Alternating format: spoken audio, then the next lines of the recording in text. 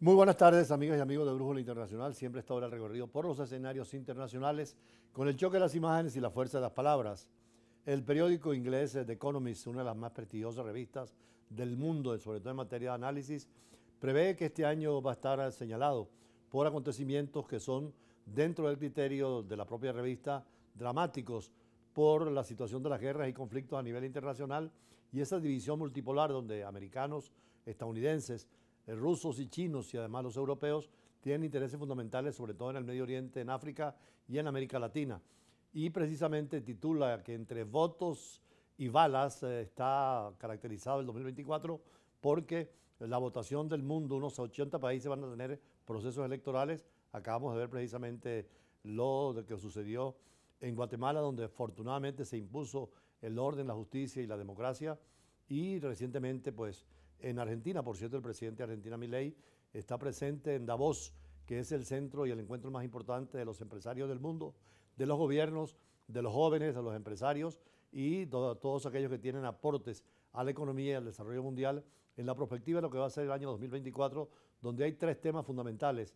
Por una parte, el tema de los conflictos y guerras, el tema armamentista.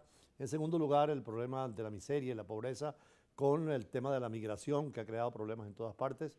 Y por último, el tema de la ecología, precisamente el secretario general de Naciones Unidas, que ya estaba en Davos, que es un pueblo pequeño de Suiza, donde se realiza el Foro Mundial, ha advertido precisamente de los conflictos entre Rusia y Ucrania, los conflictos en el Medio Oriente, el caso de Yemen, Palestina, Israel, y otros que en África se están desarrollando, y llama al mundo, sobre todo el secretario general, a la tranquilidad, a la paz, precisamente sobre el tema ecológico y ambiental. Le dedicó un largo tema a la discusión porque es el tema central de lo que va a pasar en los próximos años y fundamentalmente cómo emplear la inteligencia artificial y las nuevas tecnologías para el bien de la humanidad. Pero allí, naturalmente, el problema en Davos también fue la presencia del presidente Vladimir Zelensky. Advirtió precisamente Volodymyr Zelensky que desde el foro de Davos, en ese pueblo suizo, que Vladimir Putin, el presidente de Rusia, según él es un hombre predador y que perseguiría con la nación de su país, pero pidió a los socios sobre todo más recursos armamentistas, sobre todo el poderío aéreo, con lo cual podrían frenar la invasión rusa. Sin embargo, es una guerra que se ha prolongado y que continúa prolongándose según los especialistas.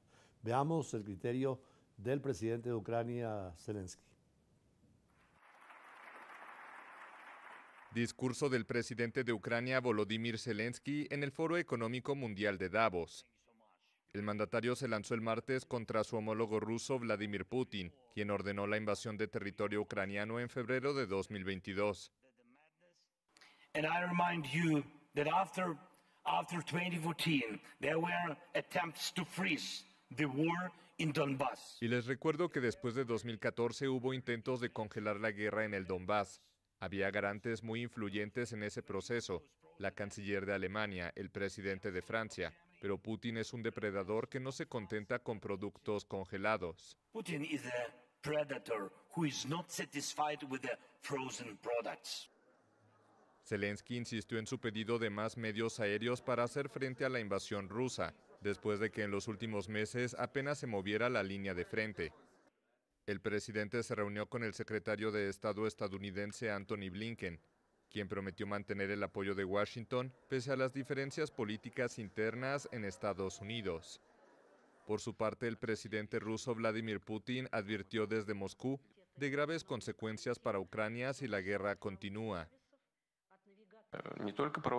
No solo la contraofensiva fracasó, sino que la iniciativa está íntegramente en manos de las Fuerzas Armadas rusas. Si eso continúa, la condición de Estado de Ucrania podría sufrir un golpe irreparable, un golpe grave. Putin condenó también los recientes ataques en la ciudad rusa de Belgorod, cerca de la frontera con Ucrania, que dejaron más de 20 muertos. Precisamente en varias oportunidades cuando éramos diplomáticos en Ginebra, asistimos a las reuniones de Davos en propia Suiza y veíamos allí en ese pequeño enclave en los Alpes, muy cerca de Austria y cerca de Liechtenstein, cómo 3.000 personas se reúnen para hablar del futuro del mundo. Por cierto, por América Latina van a estar presentes los presidentes de Argentina con una visión muy de derecha y Colombia dentro del socialismo clásico y tradicional, además de otros jefes de Estado y por supuesto representantes de las juventudes, representantes de los empresarios, representantes de los gobiernos y grandes científicos del mundo que también aportan a este foro de Davos. Davos tiene ya más de 30 años celebrando la reunión cada año y por eso nuestro análisis de hoy en profundidad es sobre lo que significa Davos y el Foro Mundial que cada año se celebra en estos días en Suiza, donde van a estar presentes los jefes de Estado de más de 100 países, pero también la élite mundial de la economía y las finanzas. Veamos. Después vamos al corte.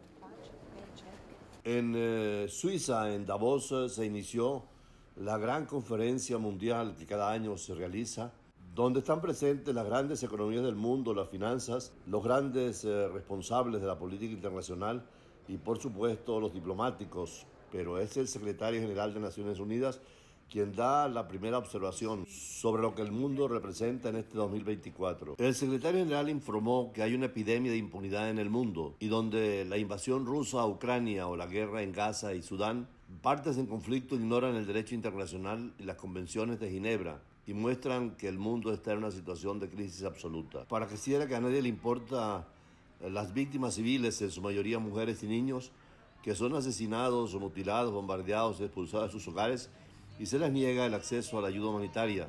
Esta impunidad, afirmó, es consecuencia de la fragmentación actual de la comunidad internacional, ante lo cual se requieren instituciones y marcos multilaterales y mecanismos efectivos de la gobernanza global. Pero también señaló el secretario general la importancia de Naciones Unidas, donde dentro del mundo multilateral, después de la Segunda Guerra Mundial, las Naciones Unidas es uno de los principales exponentes. El secretario general también insistió en las reformas del Consejo de Seguridad de Naciones Unidas, otro de los pilares fundamentales del actual sistema multilateral, para evitar y resolver conflictos, reequilibrando las relaciones geopolíticas y dar a los países en desarrollo una voz proporcionada en el escenario mundial, porque en este Consejo de Seguridad tienen derecho a veto y permanencia 5 estados que son las potencias del mundo y eso no coordina con la democracia. Estados Unidos continúa siendo una de las potencias importantes junto a Rusia, China y la Unión Europea.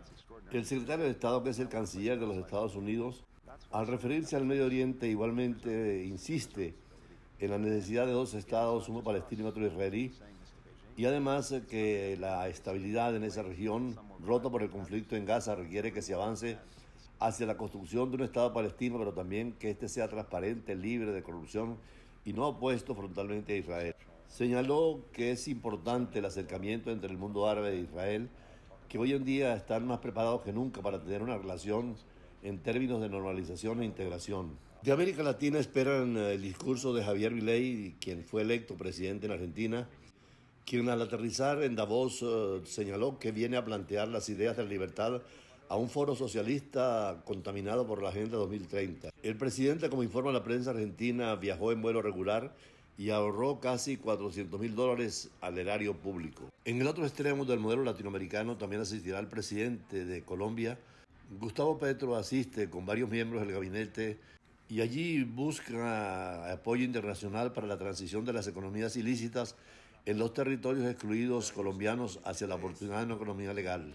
Hablará sobre la potencia del continente en transición energética y riqueza de la biodiversidad y será uno de los ponentes en el evento a abordar el cisma norte-sur, que va a tocar la cooperación en estas regiones para ofrecer soluciones benéficas para los problemas más apremiantes de los países en desarrollo. En este encuentro mundial están participando cerca de 100 presidentes, jefes de Estado y de Gobierno, organizaciones internacionales, socios del organismo, líderes de la sociedad civil, expertos, representantes de la juventud, emprendedores sociales y medios de comunicación. Se espera que la libertad, la democracia y la